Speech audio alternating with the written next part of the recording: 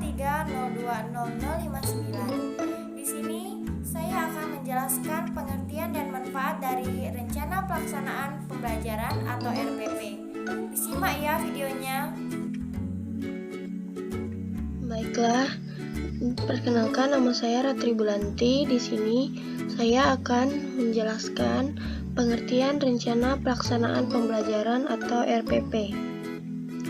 RPP adalah rencana yang menggambarkan prosedur dan pengorganisasian pembelajaran untuk mencapai satu kompetensi dasar yang ditetapkan dalam standar isi dan telah dijabarkan dalam silabus. Lalu, lingkup rencana pembelajaran paling luas mencakup satu kompetensi dasar atau KD yang terdiri atas satu atau beberapa indikator untuk satu kali pertemuan atau lebih. Nah, manfaat pembelajaran pelaksanaan pembelajaran atau RPP yaitu yang pertama adalah sebagai petunjuk arah kegiatan dalam pencapaian tujuan. Yang kedua, sebagai pola dasar dalam mengatur tugas dan wewenang bagi setiap unsur yang terlibat dalam kegiatan. Dan yang ketiga, sebagai pedoman kerja bagi setiap unsur, baik unsur guru maupun siswanya. Dan yang keempat, sebagai alat ukur efektif tidaknya suatu pekerjaan, sehingga setiap saat dapat diketahui ketepatan dan keterlambatan kerjanya. Dan yang kelima, sebagai bahan penyusunan data agar terjadi keseimbangan kerja. Dan yang keenam, ada perencanaan pembelajaran yang dibuat untuk menghemat waktu, tenaga, alat, dan biaya.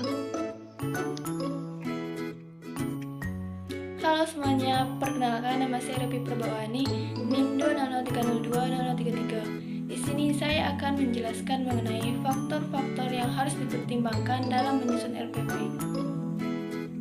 Adapun faktor-faktor yang harus dipertimbangkan dalam penyusunan RPP yang pertama yaitu standar kompetensi, kompetensi dasar, dan indikator yang diturunkan dari silabus.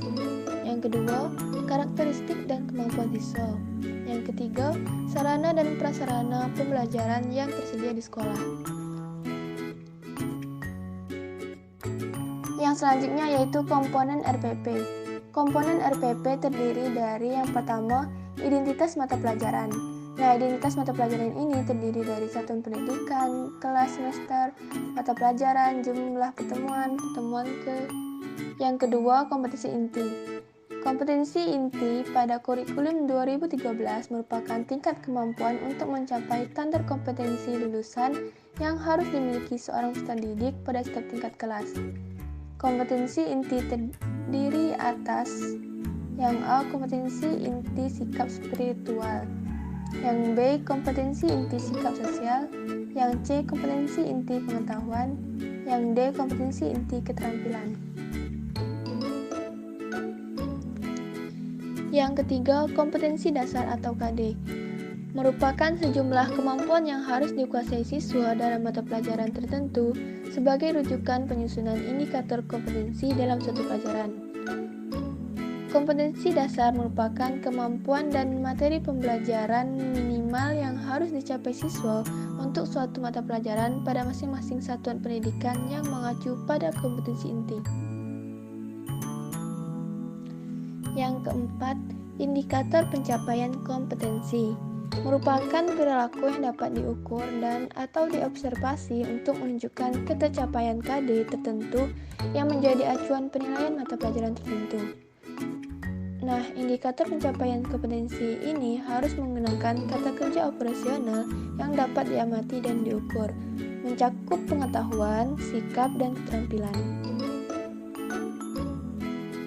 Baiklah, saya akan melanjutkan penjelasan. 5. Tujuan pembelajaran. Tujuan pembelajaran menggambarkan proses dan hasil belajar yang diharapkan dicapai oleh siswa sesuai KD. Tujuan pembelajaran memuat unsur audiens atau A, behavior B, condition atau C, degree atau D. 6. Materi ajar memuat fakta, konsep, prinsip, dan prosedur yang relevan dan ditulis dalam bentuk butir-butir sesuai dengan rumusan indikator pencapaian kompetensi. 7. Alokasi waktu. Ditentukan sesuai dengan keperluan untuk mencapai KD dan beban belajar. Kegiatan pendahuluan 15% dari alokasi.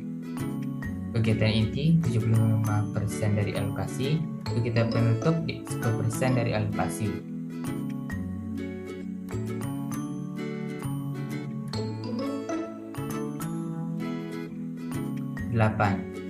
Model dan metode pembelajaran. Model dan metode pembelajaran digunakan oleh guru untuk mewujudkan suasana belajar dan proses pembelajaran agar siswa mencapai kompetensi dasar atau indikator yang ditentukan. Pemilihan disesuaikan dengan situasi, kondisi siswa, serta karakteristik dari setiap indikator dan kompetensi yang hendak dicapai. 9. Kegiatan pembelajaran. Pendahuluan atau pembukaan. Guru menyiapkan siswa secara psikis dan fisik untuk mengikuti pembelajaran, dimaksudkan untuk memberikan motivasi kepada siswa, memusatkan perhatian dan mengetahui kemampuan awal yang telah dimiliki siswa. Menjelaskan tujuan pembelajaran atau KD yang ingin dicapai. Menyampaikan cakupan materi dan uraian kegiatan model pembelajaran yang akan dilakukan. Baik, selanjutnya adalah kegiatan inti. Nah, kegiatan inti dalam kegiatan pembelajaran diantaranya adalah yang pertama ada eksplorasi, yang kedua ada elaborasi, yang ketiga ada konfirmasi. Nah, kegiatan eksplorasi adalah guru melibatkan siswa secara aktif mencari informasi tentang topik atau tema materi yang akan dipelajari menggunakan beragam metode pembelajaran dan sumber belajar. Nah, maksudnya adalah dalam kegiatan eksplorasi tersebut, kegiatan dalam mencari dan menghimpun informasi dengan menggunakan media untuk memperkaya pengalaman mengolah informasi, memfasilitasi peserta didik sehingga peserta didik itu aktif dan mendorong siswa mengamati berbagai gejala dan mengamati objek di lapangan dan laboratorium. Selanjutnya adalah kegiatan elaborasi. Kegiatan elaborasi yaitu guru memberikan siswa tugas-tugas tertentu yang bermakna, diskusi, praktikum, pemecahan masalah, pembelajaran kooperatif. Nah, dalam kegiatan elaborasi, kegiatan tersebut merupakan kegiatan pembelajaran yang dilakukan secara tekun dan cermat. Dalam kegiatan ini, kegiatan belajar mengarahkan siswa untuk mulai mengerjakan tugas secara cermat hingga menyimpulkan suatu konsep materi pembelajaran dengan tepat. Nah, pada pembelajaran tersebut terdapat pembelajaran secara kooperatif.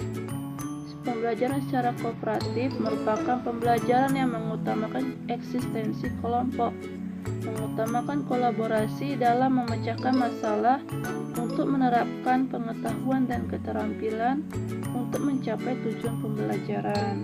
Nah, tujuannya itu ialah hasil belajar akademik siswa meningkat. Selanjutnya, komponen dalam RPP yaitu penilaian hasil belajar. Penilaian dijabarkan atas teknik penilaian, bentuk instrumen dan rubrik penilaian untuk ranah kognitif, afektif, dan psikomotor. Pada ranah kognitif menekankan aspek pengetahuan atau intelektual. Nah, selanjutnya yaitu ranah afektif. Pada ranah afektif menekankan aspek perasaan dan emosi. Contohnya seperti bagaimana menyesuaikan diri. Nah, selanjutnya yaitu ranah psikomotor. Pada ranah psikomotor menekankan pada aspek motorik seperti tulisan tangan, cara berenang, dan cara berlari, dan lain-lain. Selanjutnya yaitu sumber belajar. Sumber belajar mencakup sumber rujukan, lingkungan, media, narasumber, alat, dan bahan. Sumber belajar dituliskan secara lebih operasional. Misalnya, sumber belajar dalam silabus dituliskan buku referensi. Dalam RPP harus dicantumkan judul buku teks tersebut, pengarang dan halaman yang diacu. Selanjutnya yaitu tempat, tanggal, tahun pembuatan RPP. Pada tempat, tanggal, tahun pembuatan RPP biasanya terletak pada bagian di atas tanda tangan guru mata pelajaran. Selanjutnya yaitu tanda tangan guru mata pelajaran biasanya terletak pada sebelah kanan, dan tanda tangan kepala sekolah terletak di sebelah kirinya. Assalamualaikum warahmatullahi wabarakatuh.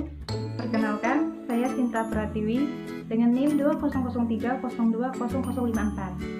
Baiklah, di sini saya akan menjelaskan apa saja langkah-langkah dalam penyusunan RPP. Baiklah, dalam penyusunan RPP terdapat langkah-langkahnya. Dalam menyusun RPP terdapat 9 langkah. Langkah pertama, mengisi kolom identitas. Kemudian langkah kedua, menentukan alokasi waktu yang dibutuhkan untuk pertemuan yang telah ditetapkan. Langkah yang ketiga, menentukan SK, KD, dan indikator yang akan digunakan atau terdapat pada silabus yang telah disusun. Langkah yang keempat, merumuskan tujuan pembelajaran berdasarkan SK, KD, dan indikator yang telah ditentukan. Langkah yang kelima, mengidentifikasi materi ajar berdasarkan materi pokok atau pembelajaran yang terdapat dalam silabus. Yang keenam, menentukan metode pembelajaran yang akan digunakan. Kemudian langkah yang ketujuh, merumuskan langkah-langkah pembelajaran yang terdiri dari kegiatan awal, inti, dan akhir. Langkah yang kedelapan, menentukan alat atau bahan atau sumber belajar yang digunakan. Kemudian langkah yang terakhir, langkah ke-9, menyusun kriteria penilaian, lembar pengamatan, contoh soal, teknik penskoran, dan lain-lain sebagainya. Baiklah, cukup sekian penyampaian materi dari saya.